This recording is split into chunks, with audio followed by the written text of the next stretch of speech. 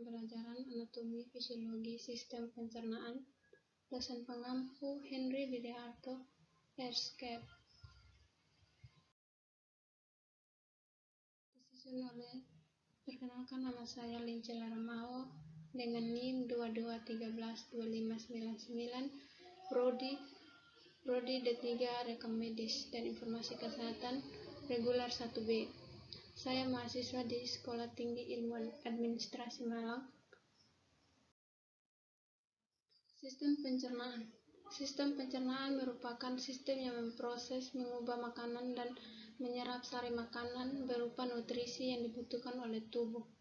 Sistem pencernaan juga memecahkan molekul makanan yang kompleks menjadi molekul yang sederhana dengan bantuan enzim sehingga mudah dicerna oleh tubuh. Proses pencernaan merupakan suatu proses yang melibatkan organ-organ pencernaan dan kelenjar-kelenjar pencernaan. Berdasarkan prosesnya pencernaan, makan dapat dibedakan menjadi dua, yaitu proses mekanis dan proses kimiawi. Proses mekanis merupakan pengayuhan oleh gigi dan dibantu oleh lidah serta meramas yang terjadi di lambung. Proses kimiawi yaitu pelarut dan memecahkan makanan oleh enzim-enzim pencernaan dengan mengubah makanan yang bermolekul besar menjadi berukuran kecil. Bagian rongga mulut. Mulut adalah lonjong pada permulaan saluran pencernaan. Di dalam mulut terdapat beberapa alat pencernaan, yaitu gigi, lidah, dan kelenjar ludah. Bagian luar yang sempit vestibula terdiri dari ruang antara gusi, gigi, bibir, dan pipi. Bagian dalam dilapisi oleh selaput lendir yang dibatasi oleh tulang maxillaris, patellum, dan mandibularis. Di sebelah belakang bersambung dengan faring. Bagian faring. Faring merupakan organ yang menghubungkan rongga mulut dengan kerongkongan atau esofagus yang panjangnya 7 cm. Ada 3 bagian faring. Nasofaring, bagian superior, bagian yang sama tinggi dengan hidung. Orofaring, bagian media, bagian yang sama tinggi dengan mulut. Terdapat amandel tonsil di dinding lateral ofaring. Laryngofaring, bagian inferior, bagian yang sama tinggi dengan laring. Bagian esofagus. Dari mulut, makanan menuju esofagus atau kerongkongan. Kerongkongan berupa tabung otot yang panjangnya sekitar 25 cm. Terdiri dari 1/3 otot lurik dan 2/3 otot polos. Oleh karena ototnya tersusun secara memanjang dan meningkat, maka jika terjadi kontraksi secara bergantian akan terjadi gerakan peristalis. Makanan terdorong menuju lambung. Lambung merupakan organ berongga yang besar. Letaknya di bawah diafragma di depan pankreas dan limpa. Agak ke sebelah kiri, kapasitas lambung sekitar 1-2 liter. Lapisan lambung dari dalam keluar. Selaput lendir pada keadaan kosong berlipat-lipat disebut juga rungai. Lapisan otot sirkuler atau musculus auricularis. Lapisan otot miring musculus obliqua. Lapisan otot memanjang musculus longitudinal. Lapisan jaringan ikat sorosa. Bagian lambung. Fundus, bagian yang menonjol ke atas, korpus atau badan. Antrum pylorus membentuk stiefgeter pylorus. Curvatur minor di sisi kanan lambung, curvatura major di sisi kiri lambung, lebih panjang dari curvatural minor. Osteum cardiac.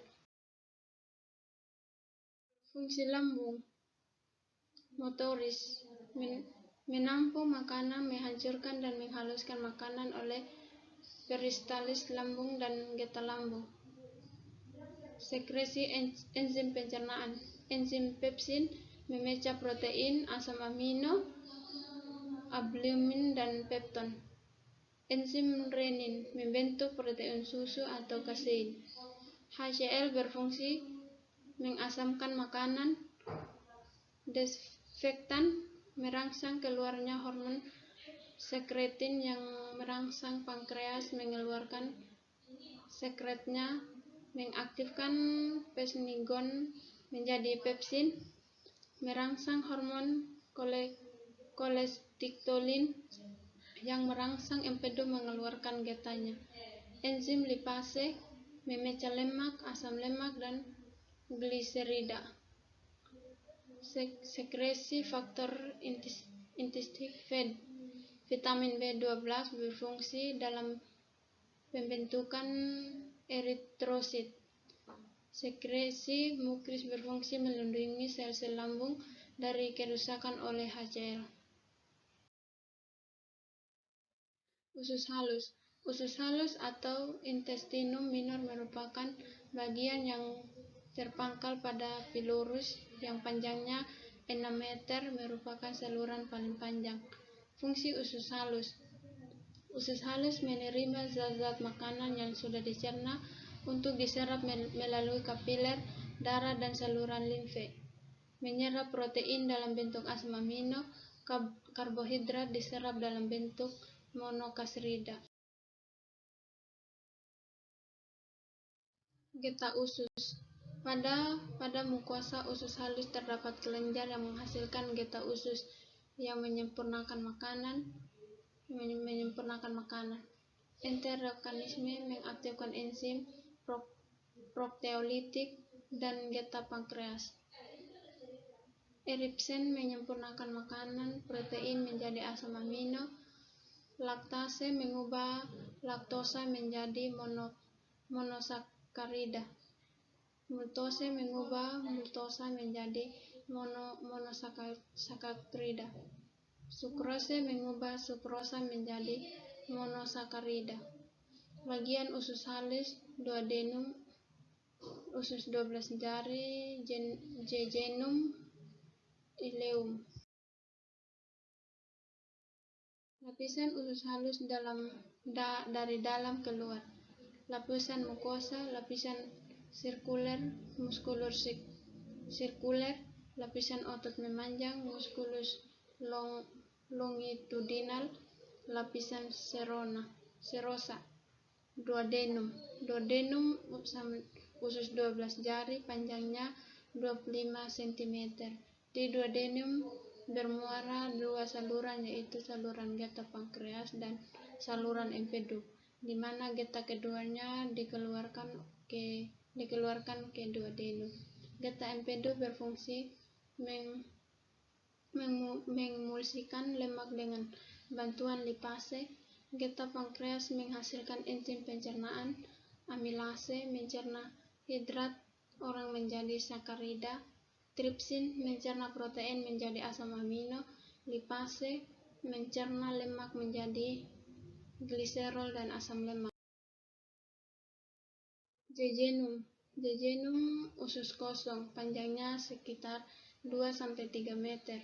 Kelenjar usus menghasilkan enzim pencernaan seperti yang dihasilkan pankreas. Ileum usus penyerapan, panjangnya sekitar 4-5 meter.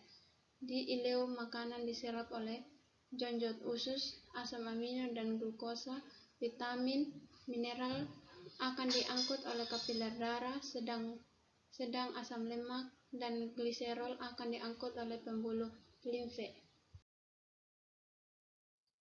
Usus besar atau kolon dilapisi oleh lembar mukosa tanpa lipatan kecuali pada rektum. Fungsi utamanya adalah mengaborsi air, membentuk massa feses, membentuk lendir untuk melumasi permukaan mukosa. Dalam usus besar terdapat bakteri, yaitu E. coli yang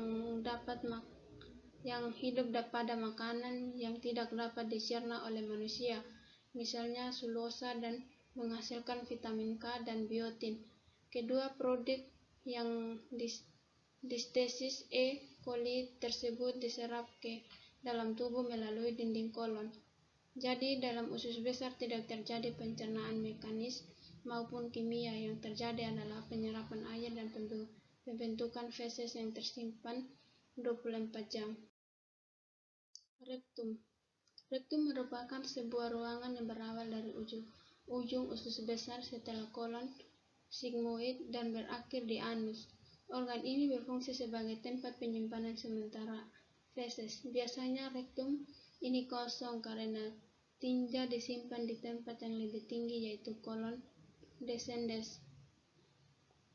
Jika kolon descendens penuh dengan tinja masuk ke dalam rektum, akan timbul keinginan untuk buang air besar atau BAB. Jika defekasi tidak terjadi, seringkali material makanan dikembalikan ke usus besar, di mana penyerapan air akan kembali dilakukan. Anus merupakan lubang di ujung saluran pencernaan di mana bahan limbah keluar dari tubuh. Sebagian anus berbentuk dari permukaan tubuh atau kulit, dan sebagian lainnya dari usus. Pembukaan dan penutupan anus diatur oleh otot sphincter. Feses dibuang dari tubuh melalui proses defekasi atau buang air besar, yang merupakan fungsi utama anus. Sekian dan terima kasih. Wassalamualaikum warahmatullahi wabarakatuh.